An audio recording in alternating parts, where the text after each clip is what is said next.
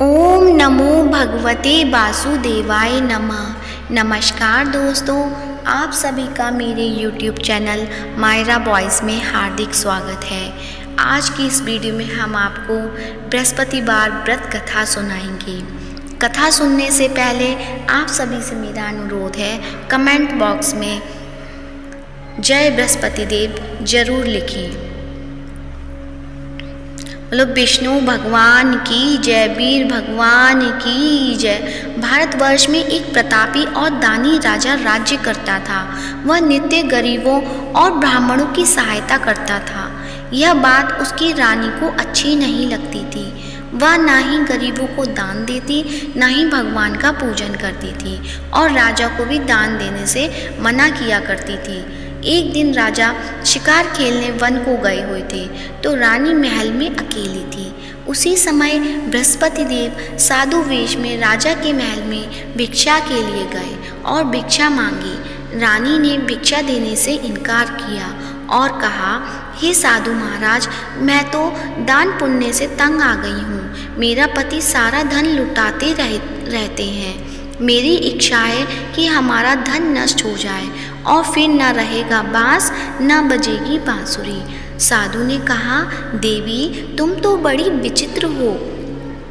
धन संतान तो सभी चाहते हैं, पुत्र और लक्ष्मी तो पापी के घर भी होनी चाहिए। यदि तुम्हारे पास अधिक धन है तो भूखों को भोजन दो, प्यासों के लिए प्याऊ बनवाओ, मुसाफिरों के लिए धर्मशालाएं खुलवाओ। जो निर्धन अपनी कुंवारी कन्याओं का विवाह नहीं कर सकते उनका विवाह करा दो।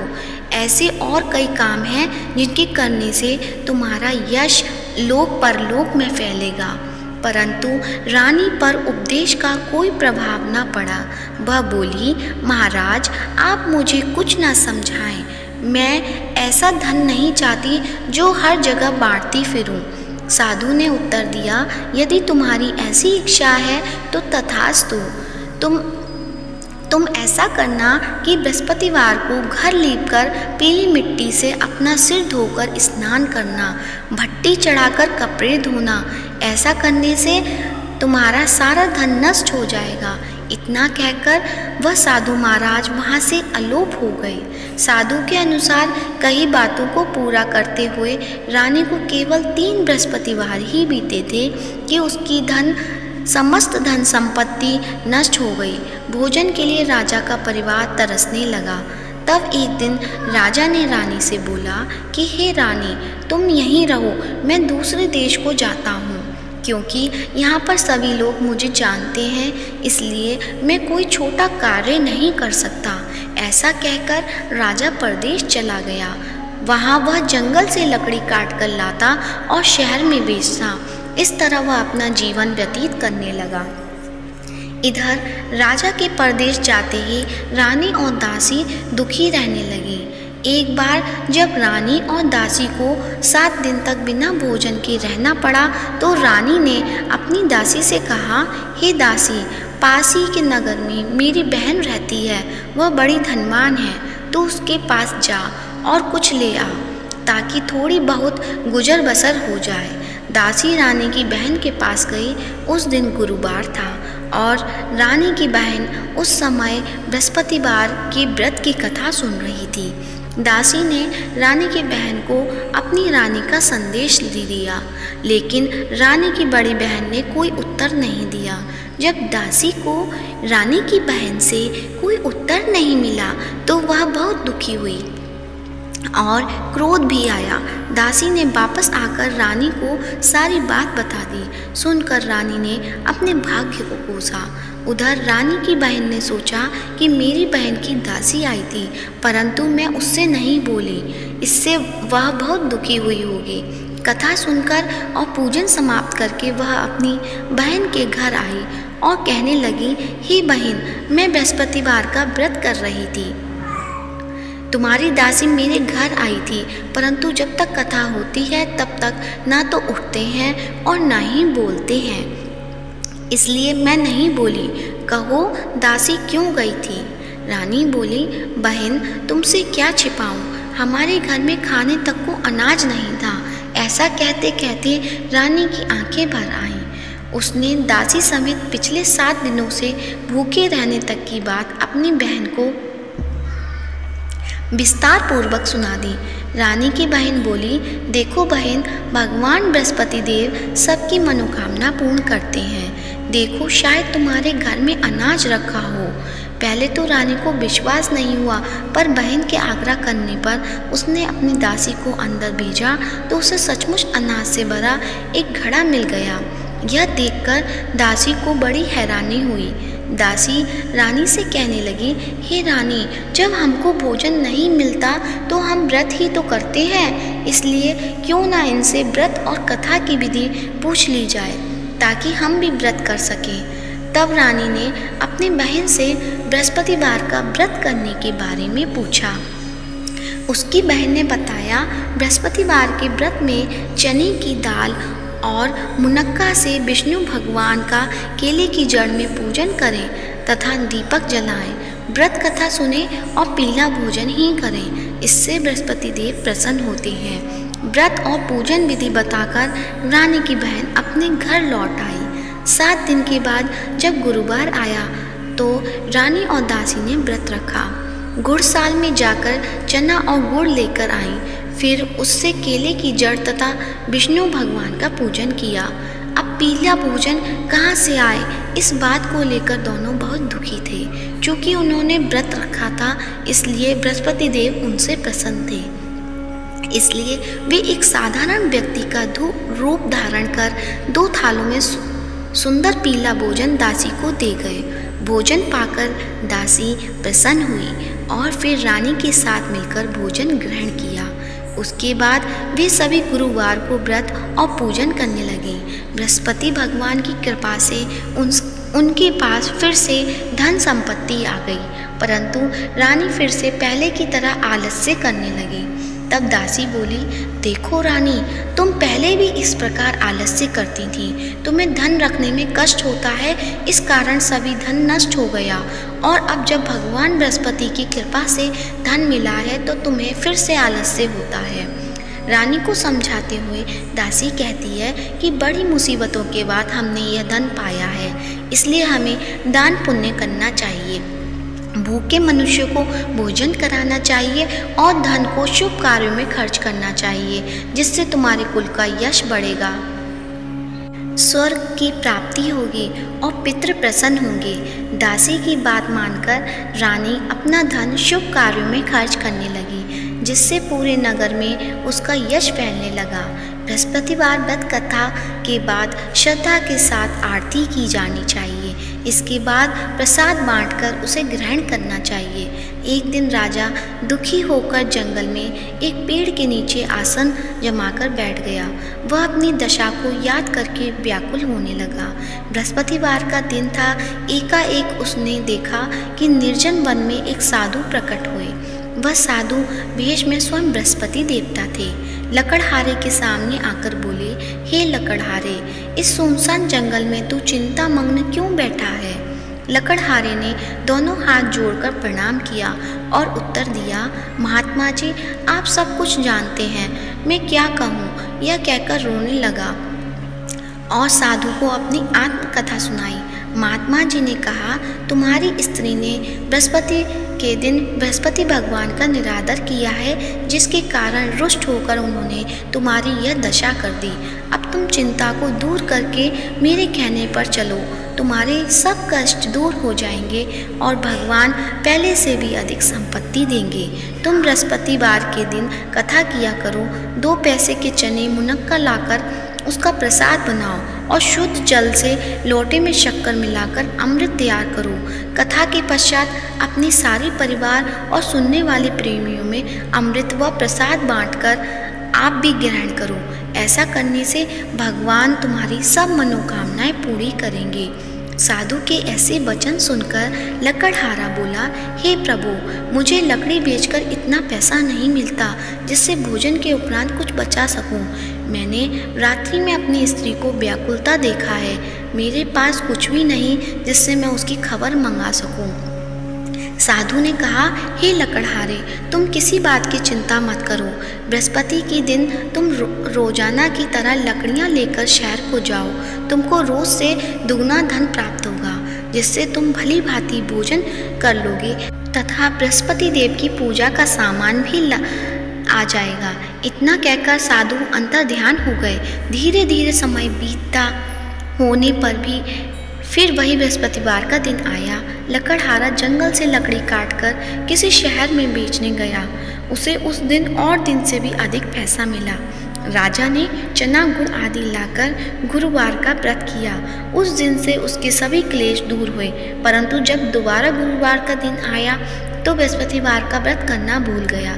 इस कारण बृहस्पति भगवान नाराज हो गए। उस दिन उस नगर के राजा ने विशाल यज्ञ का आयोजन किया तथा शहर में यह घोषणा करा दी कि कोई भी मनुष्य अपने घर में भोजन न बनावे, न आग जलावे। समस्त जनता मेरे यहाँ भोजन करने आवे। इस आज्ञा को जो न मानेगा उसे फांसी की सजा दी जाएगी।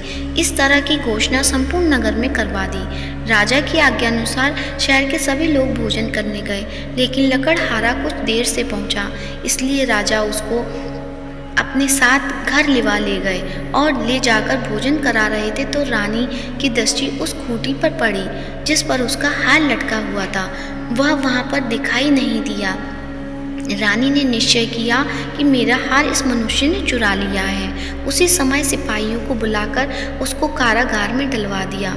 जब लकड़हारा कारागार में पड़ गया और बहुत दुखी होकर विचार करने लगा कि न जाने कौन से पूर्व जन्म के कर्म से मुझे यह दुख प्राप्त हुआ है, और उसी साधु को याद करने लगा जो कि जंगल में मिला था। उसी समय तत्काल बृहस्पति देव साधु के रूप में प्रकट हुए और उसकी दशा को देखकर कहने लगे, अरे मूर्ख, तूने बृहस्पति देव की कथा नहीं करी, इस कारण मुझे दुख प्राप्त हुआ है। अब चिंता मत कर। बृहस्पतिवार के दिन कारागार के दरवाजे पर 4 पैसे पड़े मिलेंगे, उससे तू बृहस्पति देव की पूजा करना तो सभी कष्ट दूर हो जाएंगे। बृहस्पति के दिन उसे 4 पैसे मिले। लकड़हारे ने कथा कही। उसी रात्रि को बृहस्पति देव ने उस नगर के राजा को स्वप्न में कहा, हे राजा, तुमने जिस आदमी को कारागार में बंद कर दिया गया है वह निर्दोष है, वह राजा है, उसे छोड़ देना। रानी का हार उसी खूंटी पर लटका है। अगर तू ऐसा नहीं करेगा तो मैं तेरे राज्य को नष्ट कर दूंगा। इस तरह रात्रि के स्वप्न को देखकर राजा प्रातःकाल उठा और खूंटी पर हार देखकर लकड़हारे को बुलाकर क्षमा मांगी और लकड़हारे को योग्य सुंदर वस्त्र आभूषण देकर विदा कर दिया। बृहस्पति देव की आज्ञानुसार लकड़हारा अपने नगर को चल दिया। राजा जब अपने नगर के निकट पहुंचा तो उसे बड़ा आश्चर्य हुआ। नगर में पहले से भी अधिक बाग, तालाब, कुएं, बहुत सी धर्मशाला, मंदिर आदि बन गई हैं। राजा ने पूछा, यह किसका बाग और धर्मशाला है? तब नगर के सब लोग कहने लगे, यह सब रानी और दासी का है। उन्हें आश्चर्य हुआ और गुस्सा भी आया। जब रानी ने यह खबर सुनी कि राजा आ रहे हैं तो उन्होंने बांदी से कहा कि हे दासी, देख, राजा हमको कितनी बुरी हालत में छोड़ गए थे। हमारी ऐसी हालत देखकर वह लौट ना जाए, इसलिए तू दरवाजे पर खड़ी हो जा। आज्ञानुसार दासी दरवाजे पर खड़ी हो गई। राजा आए, उन्हें अपने साथ लेवा लाई। तब राजा ने क्रोध करके अपनी रानी से पूछा कि यह धन कैसे प्राप्त हुआ है। तब उन्होंने कहा, हमें यह सब धन बृहस्पति देव की इस व्रत कथा से प्राप्त हुआ है। राजा ने निश्चय किया कि 7 रोज बाद तो सभी बृहस्पति देव का पूजन करते हैं, परंतु मैं प्रतिदिन दिन में 3 बार कहानी तथा रोज व्रत किया करूँगा। अब हर समय राजा के दुपट्टे में चने की दाल बंधी रहती तथा दिन में 3 बार कहानी कहता। एक रोज राजा ने विचार किया कि चलो अपनी बहन के यहाँ हो आवे। इस तरह निश्चय कर राजा घोड़े पर सवार होकर अपनी बहन के यहाँ को चलने लगा। मार्ग में उसने देखा कि कुछ आदमी एक मुर्दे के लिए जा रहे हैं। उन्हें रोककर राजा कहने लगा, अरे भाइयों, मेरी बृहस्पति देव की कहानी सुन लो। वे बोले, लो, हमारा तो आदमी मर गया, इनको अपनी कथा की पड़ी है। परंतु कुछ आदमी बोले, अच्छा कहो, हम तुम्हारी कथा भी सुनेंगे। राजा ने दाल निकाली और जब कथा आदि हुई कि मुर्दा हिलने लग गया, और जब कथा समाप्त हो गई तो राम राम करके मनुष्य उठकर खड़ा हो गया। आगे मार्ग में उसे एक किसान खेत में हल चलाता मिला। राजा ने उसे देख और उससे बोला, अरे भैया, तुम मेरी बृहस्पतिवार की कथा सुन लो। किसान बोला, जब तक मैं तेरी कथा सुनूंगा तब तक 4 हरिया जोत लूँगा। जा अपनी कथा किसी और को सुनाना। इस तरह राजा आगे चलने लगा। राजा के हटते ही बैल पछाड़ खाकर गिर गए तथा किसान के पेट में बड़ी जोर का दर्द होने लगा। उस समय उसकी माँ रोटी लेकर आई। उसने जब यह देखा तो अपने पुत्र से सब हाल पूछा और बेटे ने सभी हाल कह दिया। तो बुढ़िया दौड़ी दौड़ी उस घुड़सवार के पास गई और उससे बोली कि मैं तेरी कथा सुनूंगी, तू अपनी कथा मेरे खेत पर चलकर ही कहना। राजा ने बुढ़िया के खेत पर जाकर कथा कही, जिसके सुनते ही वह बैल उठ खड़े हुए तथा किसान के पेट का दर्द भी बंद हो गया। राजा अपनी बहन के घर पहुंचा। बहन ने भाई की खूब मेहमानी की। दूसरे रोज प्रातःकाल राजा जगा तो वह देखने लगा कि सब लोग भोजन कर रहे हैं। राजा ने अपनी बहन से कहा, ऐसा कोई मनुष्य है जिसने भोजन नहीं किया हो? मेरी बृहस्पतिवार की कथा सुन ले। बहन बोली, हे भैया, यह देश ऐसा ही है कि पहले यहाँ लोग भोजन करते हैं, बाद में अन्य काम करते हैं। अगर कोई पड़ोस में हो तो देखाऊं। वह ऐसा कहकर देखने चली गई, परंतु उसे कोई भी ऐसा व्यक्ति नहीं मिला जिसने भोजन ना किया हो। अतः वह एक कुम्हार के घर गई जिसका लड़का बीमार था। उसे मालूम हुआ कि उसके यहाँ 3 रोज से किसी ने भोजन नहीं किया है। रानी ने अपने भाई की कथा सुनने के लिए कुम्हार से कहा। वह तैयार हो गया।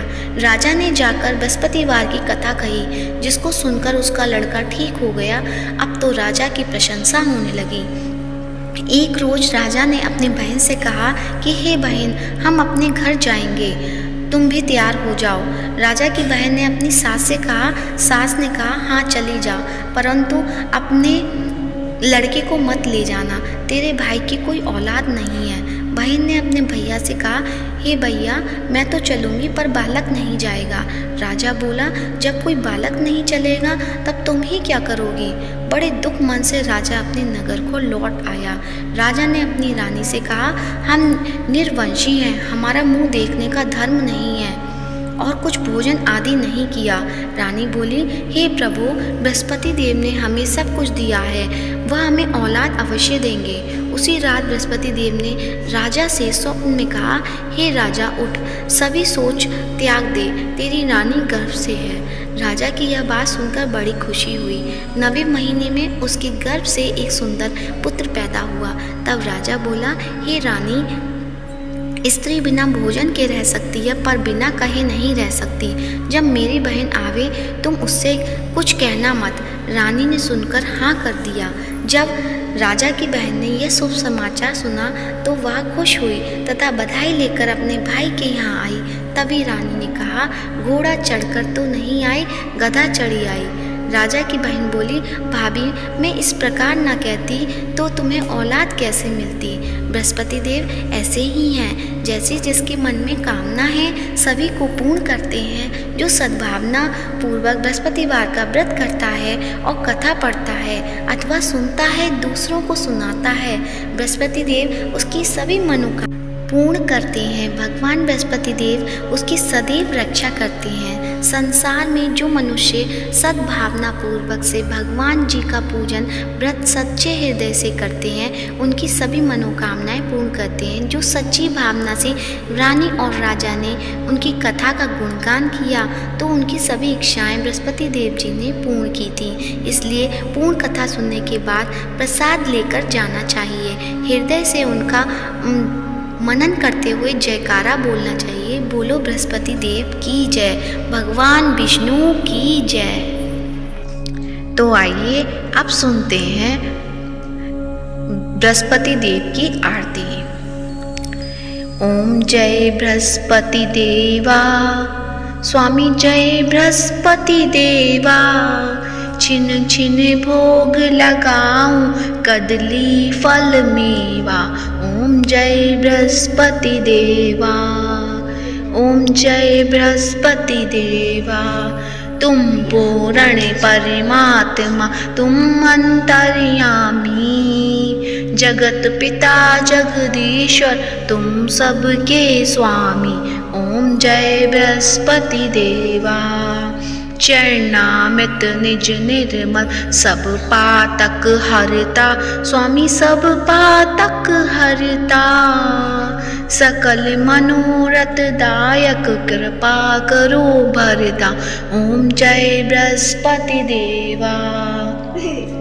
तन मन धन अर्पण कर जो जन शरण पड़े, स्वामी जो जन शरण पड़े।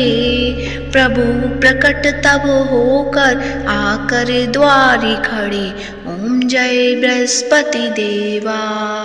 दीन दयाल दयानिधि भक्तन हितकारी, पाप दोष सब हरिता भव बंधन हारी, ओम जय बृहस्पति देवा।